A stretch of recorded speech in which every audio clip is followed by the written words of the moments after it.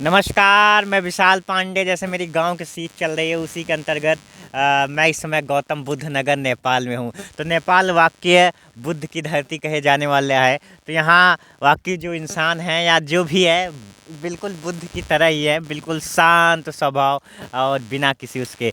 ये अब जो प्यारी सी नदी देख रहे हैं पहाड़ों से निकल के आ रही है, लेकिन यह है कि पानी बहुत गर्म है। सुबह का समय एकदम हीट पानी है बिल्कुल।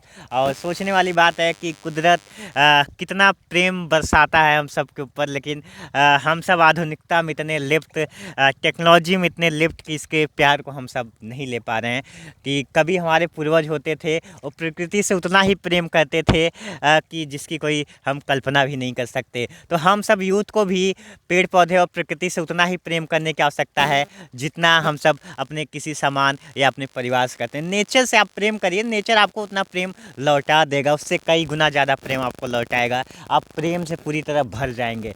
तो मैं विशाल पांडे, मेरी ये सीरीज चली रही है प्रकृति बचाओ, पेड़ पौधों को बचाओ, कुदरत को के साथ कैसे जिया जाए। यूरोप कंट्री के एक लेखक हुए, उन्होंने लिखा अपने उसमें कि जब तक प्रकृति कुदरत है तभी तक भी जीवन है, अन्यथा जीवन नहीं है। ये चीज़ें जितना जल्दी समझ लिया जाए उतना ज़्यादा हम सब के लिए अच्छा भी है। और प्रकृति के साथ जीने में एक अलग ही मज़ा है, क्योंकि उसमें कुदरत होता है। और सबसे बड़ी बात है, जो नेचर होता है, नेचुरल चीज़ें होती है वो नेचुरल ही होती है। आधुनिकता चाहे जितना अपना रूप ले ले, चाहे जितना कुछ कर ले, लेकिन नेचर की जगह नहीं ले सकता, क्योंकि प्रकृति साक्षात ईश्वर का रूप है।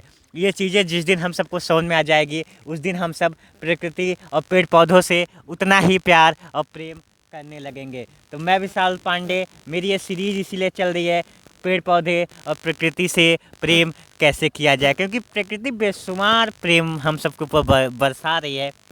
विश्वास करिए मेरा इस चीज़ों का, क्योंकि प्रकृति है तभी तक ही जीवन है। और सोचने वाली बात है कि जब कुदरत इतना प्यार प्रेम दे रहा है तो टेक्नोलॉजी इतना प्रेम नहीं दे पाएगा। इस चीज़ को आप सब समझिए। और नेचर की बड़ी खूबी बात ये भी है कि नेचर के आप जितना करीब जाओगे तो नेचर आपसे उतना करीब आने लगता है और आपको अपना अविश्वसनीय रूप दिखाने लगता है।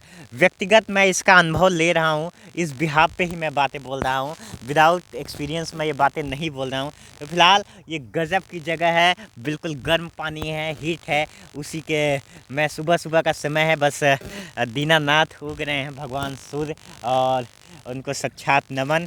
और ये पानी इतना हीट है कि मन कर रहा है इसमें बस खेलते रहो, क्योंकि एकदम गर्म पानी और सुबह सुबह का समय गज़ब का मोमेंट है ये। इसकी हम बता नहीं सकते ये कितना एनर्जेटिक और गज़ब का है। फिलहाल आप सबका बहुत बहुत धन्यवाद। Live with the nature and love with the nature. Thank you.